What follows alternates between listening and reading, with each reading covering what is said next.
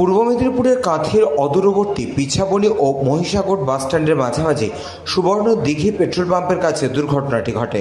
স্থানীয় সূত্রে জানা গেছে, গঙ্গারাম নামের একটি বাস কাঁথি থেকে দীঘার দিকে যাচ্ছিল। সেই সময় দীঘার রাস্তায় কাঁথিগামী একটি বাইকের সঙ্গে মুখোমুখি সংঘর্ষ লাগে। দুর্ঘটনা ঘটার সঙ্গে সঙ্গে রাস্তার ধারে ছিটকে পড়ে বাইকটি। দুর্ঘটনার পর পালিয়ে যায় ঘাতক বাসটি।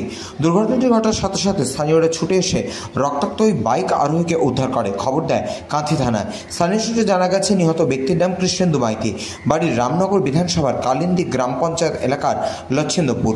দুর্ঘটনার জেরে বেশ কিছুক্ষণ অবরুদ্ধ হয়ে পড়ে 116B জাতীয় সড়ক। ঘটনাস্থলে উপস্থিত হয় কাঁথি থানার পুলিশ। ভেঙে যাওয়া বাইকটিকে উদ্ধার করার পাশাপাশি যানজট নিয়ন্ত্রণ করে। পুলিশ সূত্রে জানা গেছে, আহত ব্যক্তিটি মারা গেছে। পূর্ব মেদিনীপুর থেকে সৌম্যজিৎ চট্টোপাধ্যায়ের রিপোর্ট, চ্যানেল 24/7।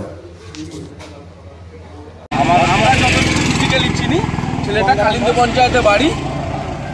সেখানে মনে হয় আমাদের যতটুকু অ্যাজামশন মুখ চেনা, ওই শ্বাসপাউ যেটা 25 টাকার বইটা মনে হয় ওই করে, আমরা যতটুকু মুখ চেনা চিনি।